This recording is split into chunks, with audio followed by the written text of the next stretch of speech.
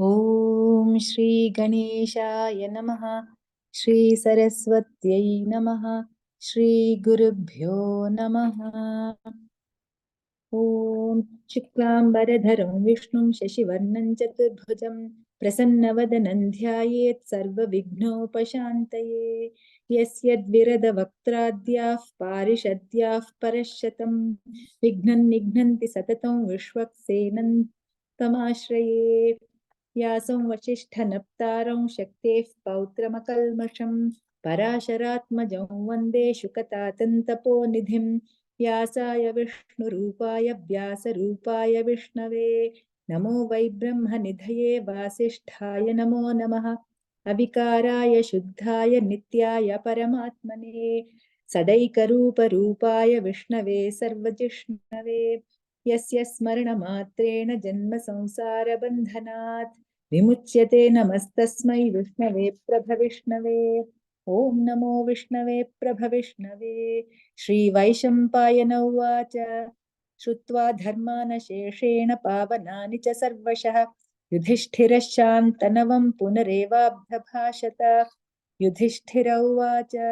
किमेकं दैवतं लोके किं वाप्येकं परायणम् स्तुवन्तः कङ्कमर्चन्तः प्राप्नुयुर्मानवाः शुभम्। स्तुवन्तः कङ्कमर्चन्तः प्राप्नुयुर्मानवाः शुभम्। को धर्मः सर्वधर्माणां भवतः परमो मतः किञ्जपन्मुच्यते जन्तुर्जन्म संसारबन्धनात्। श्रीभीष्म उवाच जगत्प्रभुं देवदेवमनन्तं पुरुषोत्तमं स्तुवन्नाम सहस्रेण पुरुषः सततोत्थितः। तमेव चार्चयन्नित्यं भक्त्या पुरुषमव्ययं ध्यायन् स्तुवन्नमस्यांश्च यजमानस्तमेव च। अनादिनिधनं विष्णुं सर्वलोकमहेश्वरं लोकाध्यक्षं स्तुवन्नित्यं सर्वदुःखातिगो भवेत्। ब्रह्मण्यं सर्वधर्मज्ञं लोकानां कीर्तिवर्धनं लोकनाथं महद्भूतं सर्वभूतभवोद्भवम् एष मे सर्वधर्माणां धर्मोऽधिकतमो मतः यद्भक्त्या पुण्डरीकाक्षं स्तवैरच्चेन्नरः सदा। परमं यो महत्तेजः परमं यो महत्तेजः परमं यो महत्तपः परमं यो महद्ब्रह्म परमं यः परायणं पवित्राणां पवित्रं यो मङ्गलानां च मङ्गलं दैवतं देवतानां च भूतानां यो व्ययः पिता यतः सर्वाणि भूतानि भवन्त्यादियुगागमे यस्मिंश्च प्रलयं यान्ति पुनरेव युगक्षये तस्य लोकप्रधानस्य जगन्नाथस्य भूपते विष्णोर्नाम सहस्रं मे शृणु पापभयापहम्। यानि नामानि गौणानि विख्यातानि महात्मनः ऋषिभिः परिगीतानि तानि वक्ष्यामि भूतये। ऋषिर्नाम्नां सहस्रस्य वेदव्यासो महामुनिः छन्दोनुष्टुप् तथा देवो भगवान् देवकीसुतः अमृतांशोद्भवो बीजं शक्तिर्देवकीनन्दनः त्रिसामाहृदयन्तस्य शान्त्यर्थे विनियुज्यते। विष्णुं जिष्णुं महाविष्णुं प्रभविष्णुं महेश्वरम् अनेकरूपदैत्यान्तन्नमामि पुरुषोत्तमम्। अस्य श्रीविष्णोर्दिव्यसहस्रनामस्तोत्रमहामन्त्रस्य श्रीवेदव्यासो भगवान् ऋषिः अनुष्टुप् छन्दः श्रीमहाविष्णुः परमात्मा श्रीमन्नारायणो देवता अमृतांशोद्भवो भानुरिति बीजं देवकीनन्दनस्रष्टेति शक्तिः उद्भवः क्षोभणो देव इति परमो मन्त्रः शङ्खभृन्नन्दकी चक्रीति कीलकं शार्ङ्गधन्वा गदाधर इत्यस्त्रं रथाङ्गपाणिरक्षोभ्य इति नेत्रं त्रिसामासामगः सामेति कवचम् आनन्दं परब्रह्मेति योनिः ऋतुसुदर्शनः काल इति दिग्बन्धः श्रीविश्वरूप इति ध्यानम् श्रीमहाविष्णुप्रीत्यर्थे सहस्रनाम जपे विनियोगः। ध्यानम् क्षीरोधन्वत्प्रदेशे शुचिमणिविलसत्सैकते मौक्तिकानां मालाक्लृप्तासनस्थस्फटिकमणिनिभैर्मौक्तिकैर्मण्डिताङ्गः शुभ्रैरभ्रैरदभ्रैरुपरि विरचितैर्मुक्तपीयूषवर्षैः आनन्दीनः पुनीयादरिनलिनकदा शङ्खपाणेर्मुकुन्दः भुः पादव्यस्य नाभिर्व्यदसुरनिलश्चन्द्रसूर्यौ च नेत्रे कर्णावाशाशिरोद्योर्मुखमपि दहनो यस्य वास्तेयमब्धिः अन्तस्थं यस्य विश्वंसुरनरखगो भोगि गन्धर्वदैत्यैः चित्रं रम्यते तं त्रिभुवनवपुषं विष्णुमीशं नमामि। ॐ नमो भगवते वासुदेवाय। शान्ताकारं भुजगशयनं पद्मनाभं सुरेशं विश्वाधारं गगनसदृशं मेघवर्णं शुभाङ्गं लक्ष्मीकान्तं कमलनयनं योगिहृद्ध्यानगम्यं वन्दे विष्णुं भवभयहरं सर्वलोकैकनाथं मेघश्यामं पीतकौशेयवासं श्रीवत्साङ्कं कौस्तुभोद्भासिताङ्गं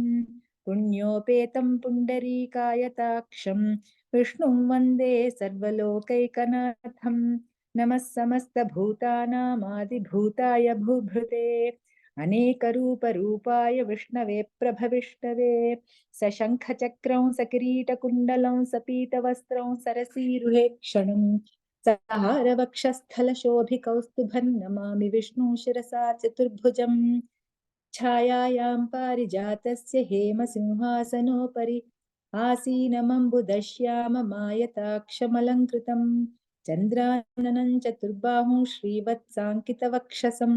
रुक्मिणी सत्यभामाभ्यां सहितं कृष्णमाश्रये। ॐ नमो भगवते वासुदेवाय। ॐ विश्वस्मै नमः। हरिः ॐ। विश्वं विष्णुर्वषट्कारो भूतभव्यभवत्प्रभुः भूतकृद्भूतभृद्भावो भूतात्मा भूतभावनः भूतात्मा परमात्मा च मुक्तानां परमागतिः अव्ययः पुरुषः साक्षी क्षेत्रज्ञोऽक्षर एव च योगो योगविदान्नेता प्रधानपुरुषेश्वरः नारसिंहवपुः श्रीमान् केशवः पुरुषोत्तमः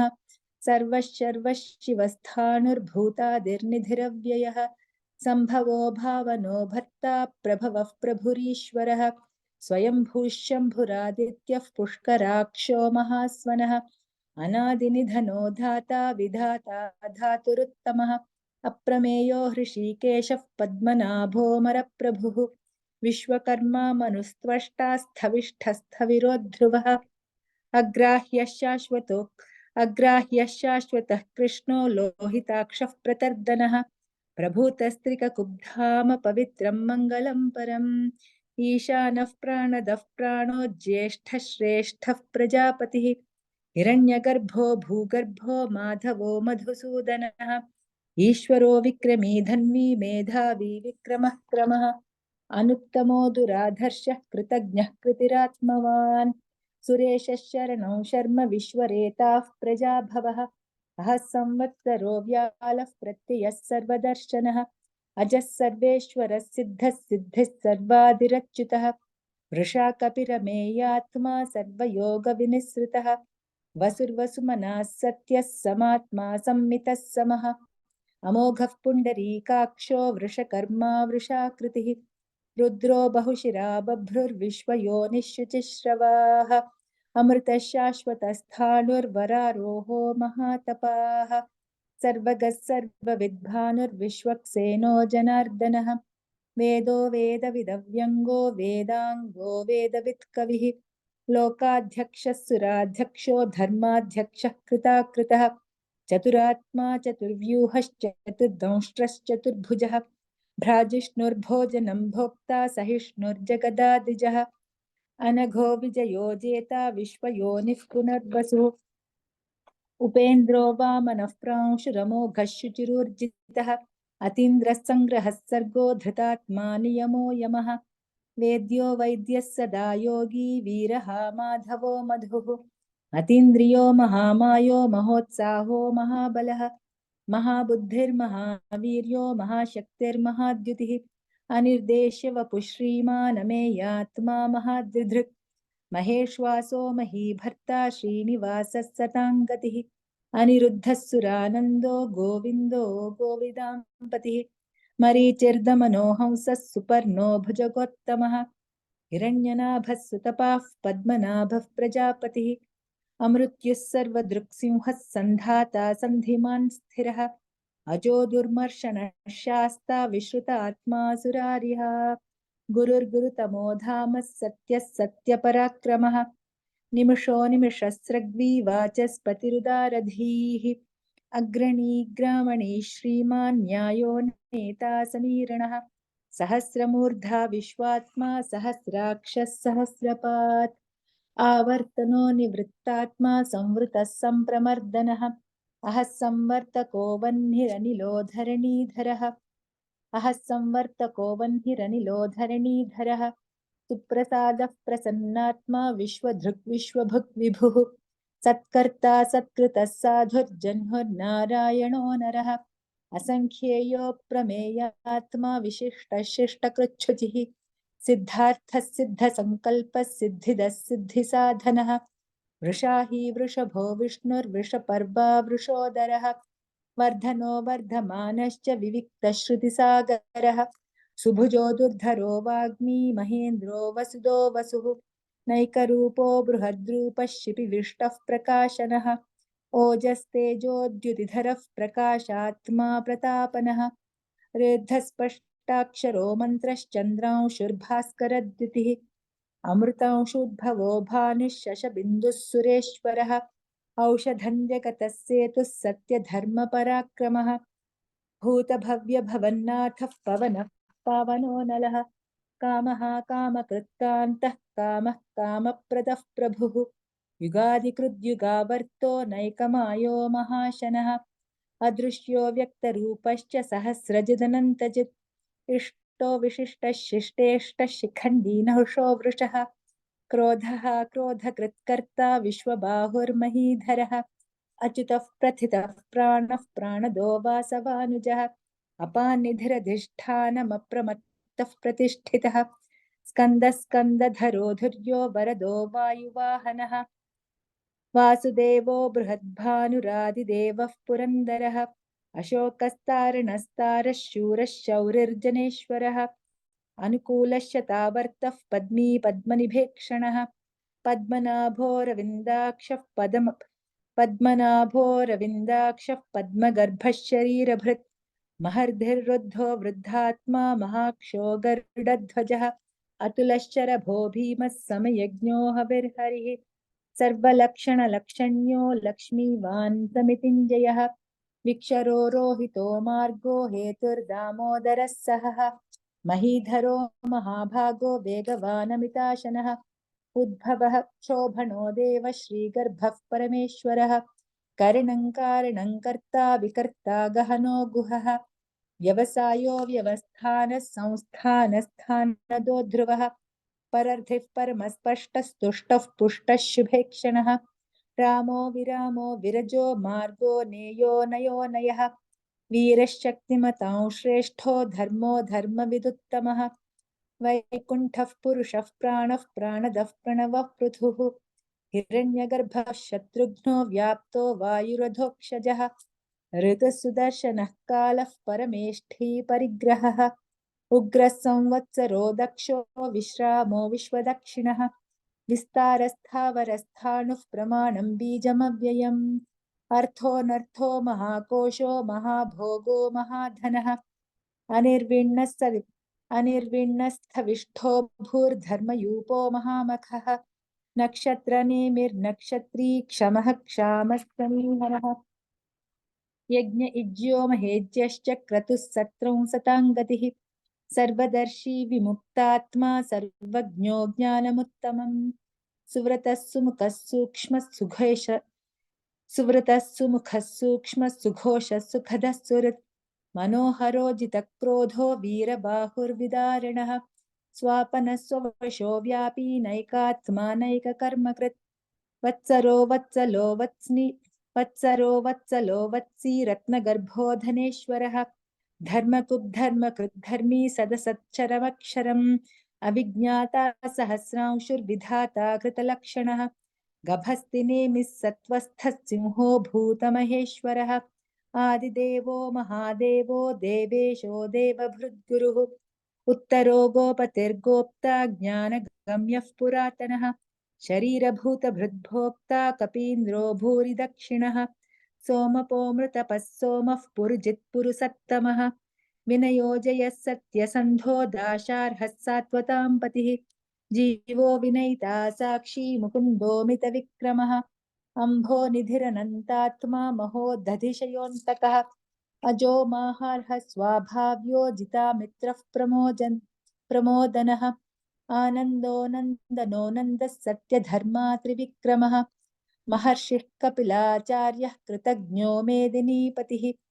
त्रिपदस्त्रिदशाध्यक्षो महाशृङ्गः कृतान्तकृत् महावराहो गोविन्दः सुषेणः कनकाङ्गदी गुह्यो गभीरो गहनो गुप्तश्चक्रगदाधरः वेधास्वाङ्गोजितः कृष्णो दृढः सङ्कर्षणोच्युतः वरुणो वारुणो वृक्षः पुष्कराक्षो महामनाः भगवान् भगः नन्दी वनमाली हलायुधः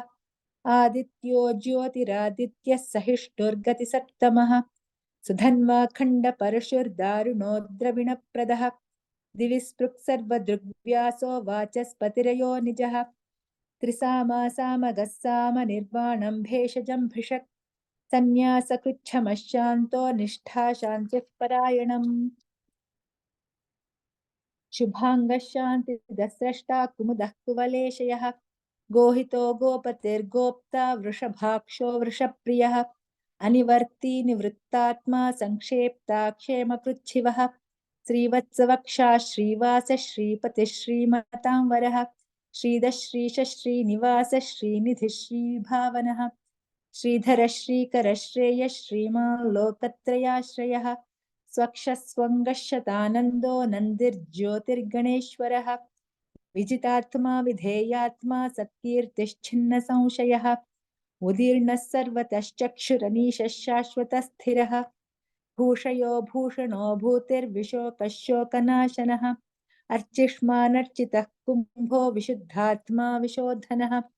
अनिरुद्धो प्रतिरथः प्रद्युम्नो मितविक्रमः कालनेमिनिहावीरः शौरिः शूरजनेश्वरः त्रिलोकात्मा त्रिलोकेशः केशवः केशिहा हरिः कामदेवः कामपालः कामी कान्तः कृतागमः अनिर्देश्यवपुर्विष्णुर्वीरो नन्दो धनञ्जयः ब्रह्मण्यो ब्रह्मकृद्ब्रह्मा ब्रह्म ब्रह्मविवर्धनः ब्रह्मविद्ब्राह्मणो ब्रह्मी ब्रह्मज्ञो ब्राह्मणप्रियः महाक्रमो महाकर्मा महातेजा महोरगः महाक्रतुर्महायज्वा महायज्ञो महाहविः तव्यस्तव प्रियस्तोत्रं स्तुतिस्तोत्तारणप्रियः पूर्णः पूरयिता पुण्यः पुण्यकीर्तिरनामयः मनोजवस्तीर्थकरो वसुरेता वसुप्रदः वसुप्रदो वासुदेवो वसुर्वसुमना हविः सद्गतिः सत्कृतिः सत्ता सद्भूतिः सत्परायणः शूरसेनो यदुश्रेष्ठः सन्निवासः सुयामुनः भूतावासो वासुदेवः सर्वासुनिलयो नलः दर्पः दर्पदो दृप्तो दुर्धरोधापराजितः दर्पः दर्पदो दृप्तो दुर्धरोधापराजितः विश्वमूर्तिर्महामूर्तिर्दीप्तमूर्तिरमूर्तिमान् अनेकमूर्तिरव्यक्तः शतमूर्तिः शताननः एको नैकः यत्तत्पदमनुत्तमम् लोकबन्धुर्लोकनाथो माधवो भक्तवत्सलः सुवर्णवर्णो हेमाङ्गो वराङ्गश्चन्दनाङ्गदी वीरः विषमः शून्यो घृताशीरचलश्चलः अमानीमानदो मान्यो लोकस्वामी त्रिलोकधृक् सुमेधा मेधजो धन्यः सत्यमेधाधराधरः तेजो वृषोद्युतिधरः सर्वशस्त्रभृताम्बरः प्रग्रहो निग्रहो व्यग्रो नैकशृङ्गो गदाग्रजः चतुर्मूर्तिश्चतुर्बाहुश्चतुर्व्यूहश्चतुर्गतिः चतुरात्मा चतुर्वेदविदेकपात् समावर्तो निवृत्तात्मा दुर्जयो दुरतिक्रमः दुर्लभो दुर्गमो दुर्गो दुराभासो दुरारिहा शुभाङ्गो लोकसारङ्गः सुतन्तुस्तन्तुवर्धनः इन्द्रकर्मा महाकर्मा कृतकर्मा कृतागमः उद्भवः सुन्दरः सुन्दो रत्ननाभः सुलोचनः अर्को वाजसनः शृङ्गी जयन्तः सर्वविजयी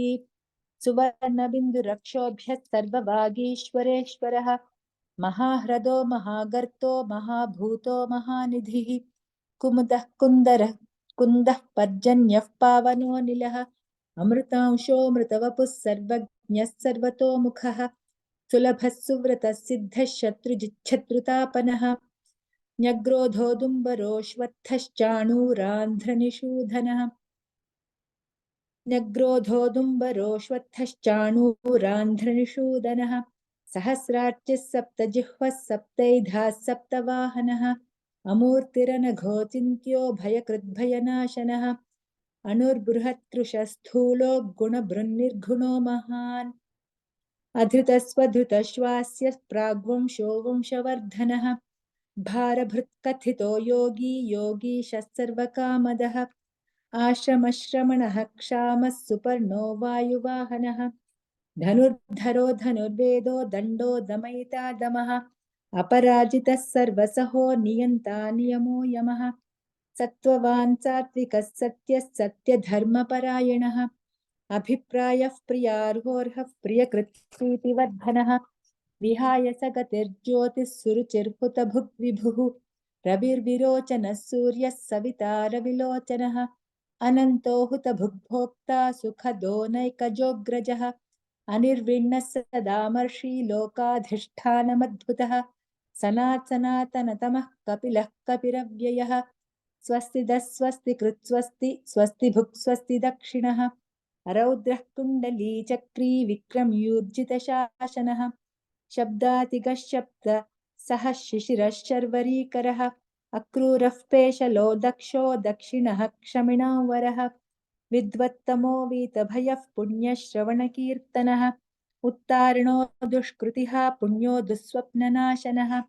वीरः रक्षणः सन्तो जीवनः पर्यवस्थितः अनन्तरूपोऽनन्तश्रीर्जितमन्युर्भयापहः चतुरस्रो गभीरात्मा विदिशो व्यादिशो दिशः अनादिर्भूर्भुवो लक्ष्मीः सुवीरो रुचिराङ्गदः जननो जनजन्मादिर्भीमो भीमपराक्रमः आधारनिलयो धाता पुष्पहासः प्रजागरः ऊर्ध्वगः सत्पथाचारः प्राणदः प्रणवः पणः प्रमाणं प्राणनिलयः प्राणभृत् प्राणजीवनः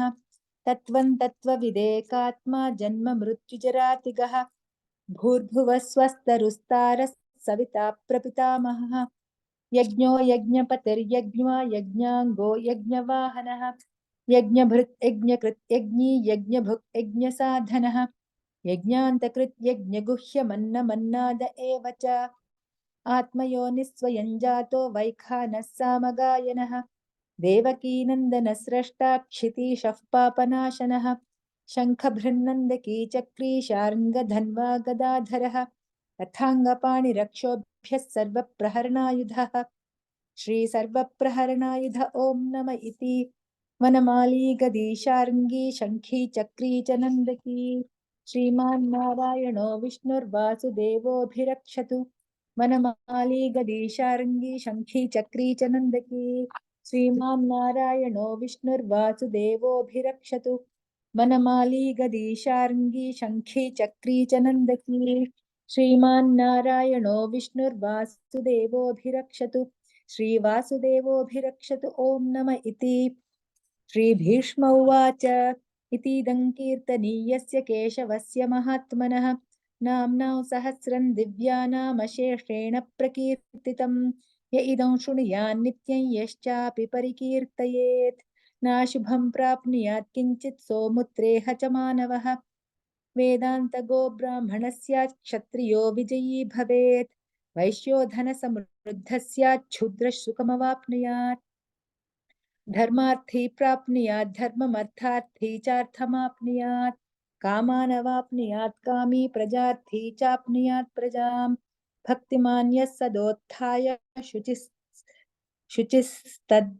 भक्तिमान् यः सदोत्थाय शुचिस्तद्गतमानसः सहस्रं वासुदेवस्य नाम्नामेतत् प्रकीर्तयेत् यशः प्राप्नोति विपुलज्ञातिप्राधान्यमेव च अचलं श्रियमाप्नोति श्रेयः प्राप्नोत्यनुत्तमम् न भयं क्वचिदाप्नोति वीर्यं तेजश्च विन्दति भवत्यरोगो द्युतिमान् बलरूपगुणान्वितः रोगात्तो मुच्यते रोगात् बद्धो मुच्येत बन्धनात् भयान्मुच्येत भीतस्तु मुच्येतापन्न आपदः दुर्गाण्यतितरत्याशु पुरुषः पुरुषोत्तमम् स्तुवन्नाम सहस्रेण नित्यं भक्तिसमन्वितः वासुदेवाश्रयो मर्त्यो वासुदेवपरायणः सर्वपापविशुद्धात्मा याति ब्रह्म सनातनं न वासुदेव भक्तानामशुभं विद्यते क्वचित् जन्म मृत्युजरा व्याधि भयं नैवोपजायते इमं स्तवमधीयान श्रद्धा भक्तिसमन्वितः युज्येतात्मसुखक्षान्ति श्रीधृतिस्मृतिकीर्तिभिः न क्रोधो न च मात्सर्यं न लोभो नाशुभामतिः भवन्ति कृतपुण्यानां भक्तानां पुरुषोत्तमे द्यौः चन्द्रार्कनक्षत्राखन्दिशो भूर्महो दधिः वासुदेवस्य वीर्येण विधृतानि महात्मनः ससुरासुरगन्धर्वं सयक्षोरगराक्षसं जगद्वशे वर्ततेदं कृष्णस्य सचराचरम् इन्द्रियाणि मनोबुद्धिः सत्त्वं तेजो बलं धृतिः वासुदेवात्मकान्याहुः क्षेत्रं क्षेत्रज्ञ एव च सर्वागमानामाचारः प्रथमं परिकल्पते आचारप्रभवो धर्मो धर्मस्य प्रभुरच्युतः ऋषयः पितरो देवा महाभूतानि धातवः जङ्गमा जङ्गमं चेदं जगन्नारायणोद्भवम् योगो ज्ञानं तथा साङ्ख्यं विद्या शिल्पादिकर्म च वेदाशास्त्राणि विज्ञानमेतत् सर्वं जनार्दनात् एको विष्णुर्महद्भूतं पृथक् भूतान्यनेकशः त्रीन्लोकान् व्याप्य भूतात्मा भुङ्क्ते विश्वभुगव्ययः इमं स्तवं भगवतो विष्णोर्व्यासेन कीर्तितं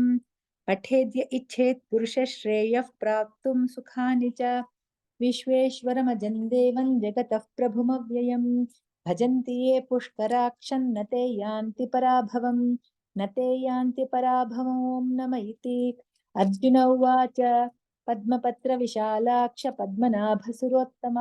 भक्तानामनुरक्तानां त्राता भवजनार्दन श्रीभगवानुवाच यो मान्नाम सहस्रेण स्तोतुमिच्छति पाण्डव सोऽहमेकेन श्लोकेन स्तुत एव न संशयः स्तुत एव न संशय ॐ नम इति व्यास उवाच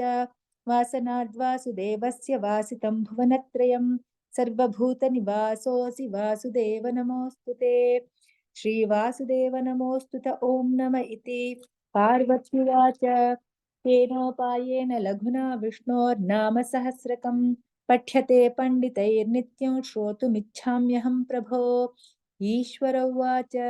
श्रीराम राम रामेति रमे रामे मनोरमे सहस्रनाम तत्तुल्यं रामनाम वरानने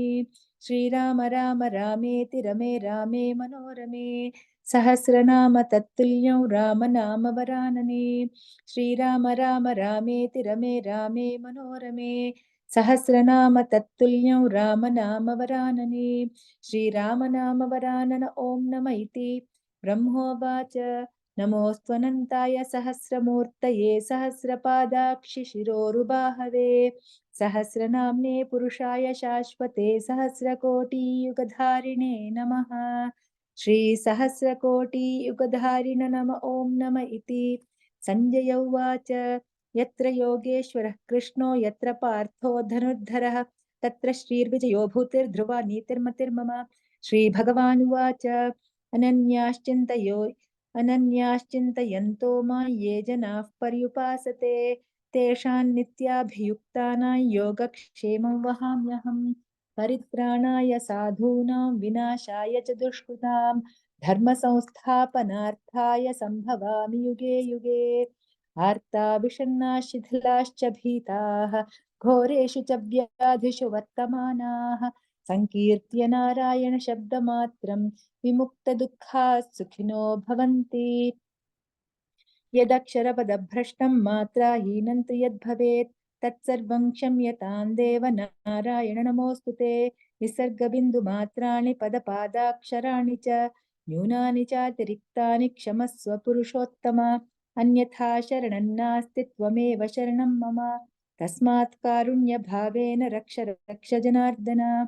कायेन वाचा मनसेन्द्रियैर्वा बुद्ध्यात्मना वा प्रकृते स्वभावात् करोमि यद्यत् सकलं परस्मै नारायणायेति समर्पयामि इति श्रीमहाभारते शतसहस्रिकायां संहितायां वैयासिक्याम् अनुशासनिकपर्वणि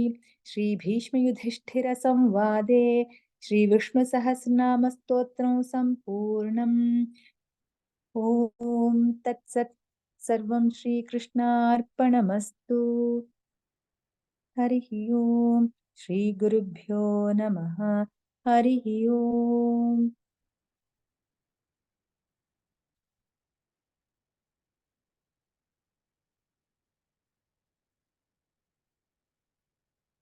Lakshmi ji must say the closing prayers.